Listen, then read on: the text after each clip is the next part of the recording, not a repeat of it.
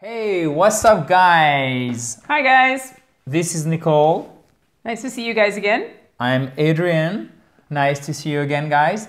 Donc aujourd'hui, on va faire 4 expressions simples et authentiques en anglais. C'est la partie numéro 2, puisqu'on avait déjà fait la partie numéro 1, mais il y a un petit moment. Ok. On vous met le lien de la partie numéro 1 juste en dessous. Donc on a sélectionné 4 expressions en anglais qui sont couramment utilisées. Donc moi, je vais vous le lire en anglais. Nicole aussi. Et après, Nicole lira la traduction en français, puisque ton français s'améliore régulièrement. So, thank you very much for watching, and thank you very much, Nicole, for helping us. As always, a pleasure. What did you say? As always, a pleasure. As always, a pleasure? Oh, God. As Another way to always, say it. Stress is here. As always, comma, a pleasure. It is never too late to learn. Not at all. Okay, guys? Donc, première expression. Speak of the devil, here is James. Alors, James, j'ai mis un prénom au hasard, hein, vous mettez qui vous voulez. Mais qu'est-ce que ça veut dire, Nicole? Tu peux nous le lire en français, s'il te plaît? Quand on parle du loup, tiens, voilà James. Donc, quand on parle du loup, speak of the devil. Could you please read it aloud? Speak of the devil. Here is James. Speak, right? Of, not of. Of. Of, ok? S'il vous plaît. Alors, je sais que si vous regardez et si vous êtes un fidèle abonné de cette fabuleuse chaîne YouTube, à laquelle tu peux t'abonner, Nicole.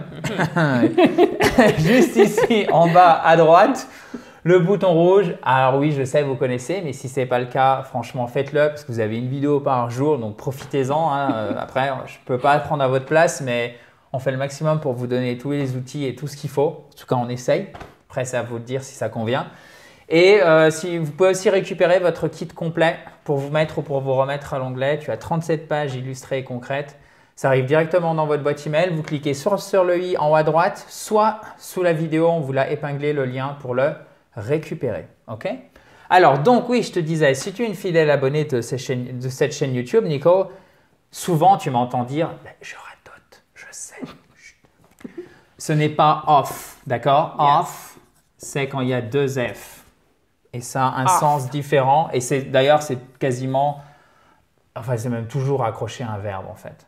Ok? Mais on ne va pas parler de cette particule. Aujourd'hui, on va parler de of. O-F, ça se prononce of. Of. Yeah. Of. Down here. Of. Ok? Et c'est, pardon, de. Donc, parlons du diable. Voici James. Et c'est quand on parle du loup. Ok, guys?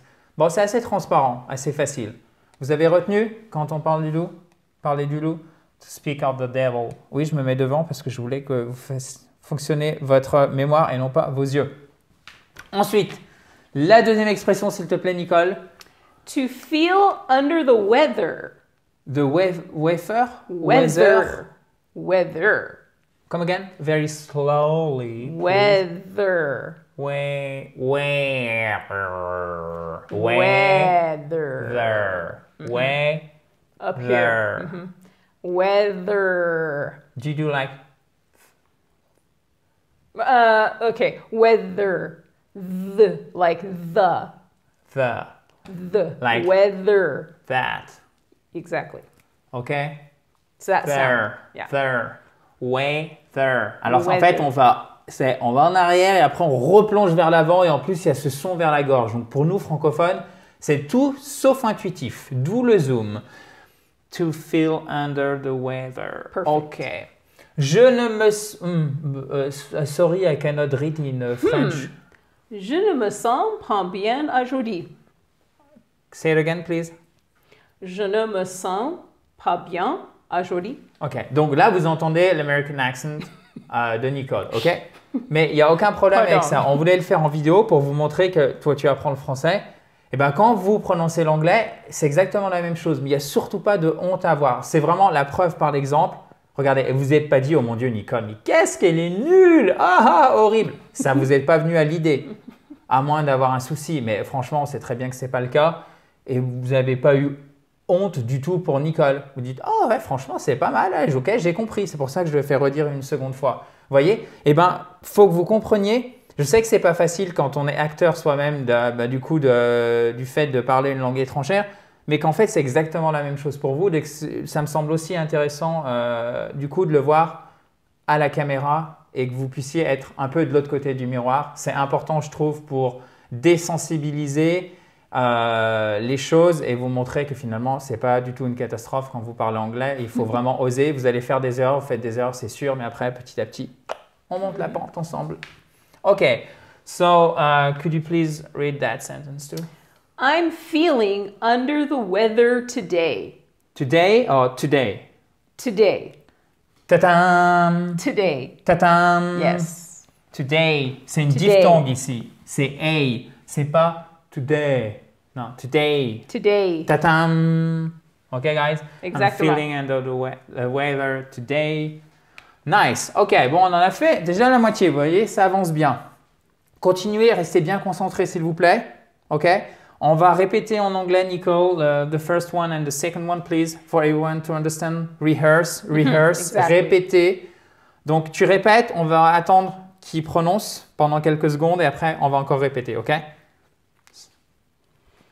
Speak of the devil, here is James. À vous. On vous laisse 3 secondes.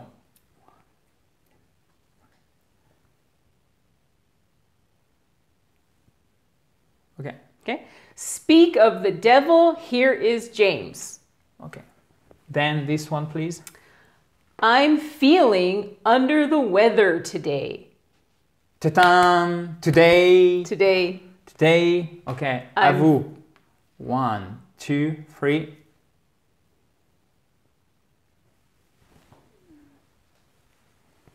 I'm feeling under the weather today. Nice. Bon, vous voyez, vous vous débrouillez bien. Il suffit juste de oser, tout simplement. Alors, je sais que vous n'allez pas forcément… En tout cas, moi, la première fois que j'ai vu cette expression, 8 jours après, je ne m'en suis pas rappelé. Hein, qu'on soit bien d'accord. Mais peut-être que vous l'avez déjà vu. Et là, ça vous vient à l'esprit. Ah oui, ok, ouais, speak of the devil. Ok. Et c'est comme ça que vous allez, si je puis dire, joindre tous les mots, toutes les expressions, tout ce qu'il faut savoir bout à bout. Mais c'est un immense puzzle et ça prend un petit peu de temps aussi. Donc, il ne faut pas hésiter à laisser du temps au temps. Slow and steady wins the race. OK? Ça, c'en est une autre aussi. Ah, j'aurais pas dû vous en parler parce que ça va faire beaucoup de choses, mais c'est pas grave. J'ai pas pu m'empêcher. Slow and steady wins. Pourquoi c'est le troisième personne du singulier? Parce qu'en fait, c'est celui qui est lent et qui est régulier, d'accord? Donc, celui qui, c'est celui, troisième personne du singulier, wins the race, la course. OK? Ensuite, this one is very well known, to add insult to injury. To add insult to injury. And this is insult, injury. OK, guys? Et en français, c'est la goutte. La goutte d'eau qui fait déborder le vase. Say it again, please. La goutte d'eau qui fait déborder le vase. Bon, bah, vous voyez, Le OK? vase. Vous entendez l'accent de Nicole? Est-ce que ça va vous empêcher de comprendre? Absolument pas. Quand vous parlez anglais, si vous suivez bien toutes les, si je peux dire, instructions, vraiment tout le mode d'emploi qu'on vous donne, il n'y aura pas de problème, il se passera exactement la même chose. OK.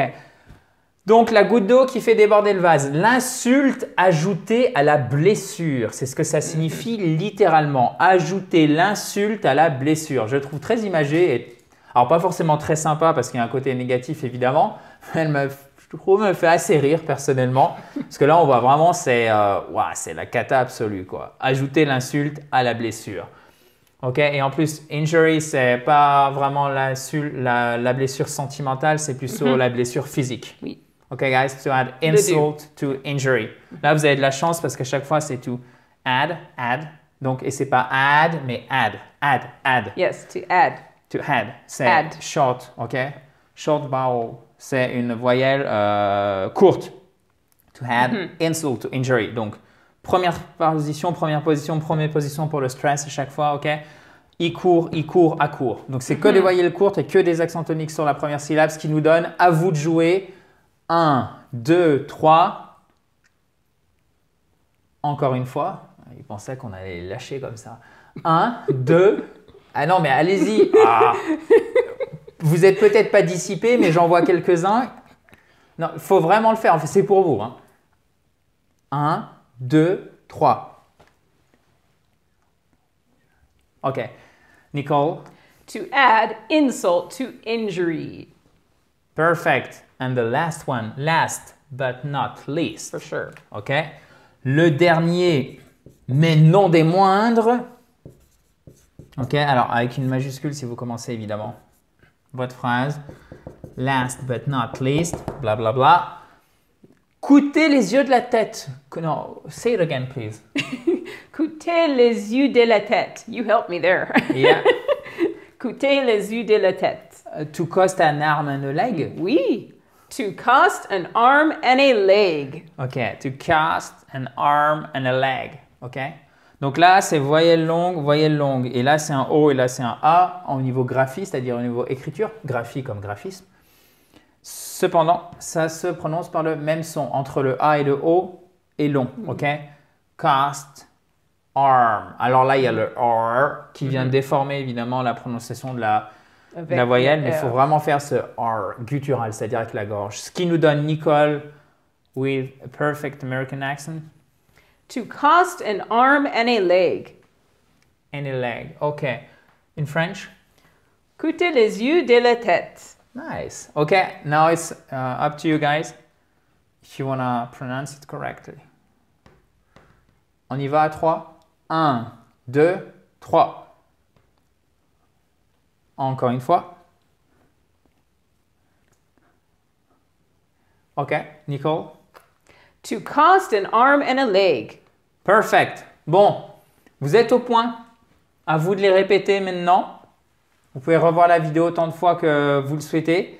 J'espère que ça vous a plu. J'espère surtout que ça vous aidera au niveau vocabulaire et bien sûr au niveau prononciation parce que Dieu sait que c'est vraiment sans doute même la partie essentielle, la partie vitale et la plus importante pour s'exprimer en anglais. Pourquoi? Parce que vous en avez besoin tout simplement pour parler de la prononciation. Et parce qu'aussi, la prononciation, c'est une des grosses difficultés de l'anglais. C'est tout à fait normal. Pour nous, francophones, évidemment aussi. Ben, pourquoi? Parce que vous voyez bien que ce n'est pas phonétique. C'est-à-dire qu'en fonction de ce qui est marqué, ben, on prononce de telle ou telle façon, mais il n'y a pas de règle en fait en fonction de ce qu'on voit écrit. Malheureusement, on ne peut pas, comme l'espagnol ou l'allemand, ou même le russe, se dire « Ok, 95-99%, je sais, en voyant le mot écrit, je sais le prononcer. » Ça ne marche pas en français. Et en anglais, c'est même encore au-dessus, ça marche encore moins. Donc, c'est pour ça qu'on fait tout ce travail sur la prononciation. Si vous n'êtes pas abonné à la fabuleuse chaîne YouTube, vous pouvez bien évidemment vous cliquer ici sur le bouton rouge et vous pouvez aussi récupérer votre kit complet. C'est très simple, il arrive dans votre boîte email, 37 pages illustrées concrètes. Vous cliquez sur le i qui est juste au-dessus de Nicole ou sur le lien qui est en dessous sous la vidéo. Chers amis, talk to you tomorrow guys. À demain. Have a great day. Bye bye.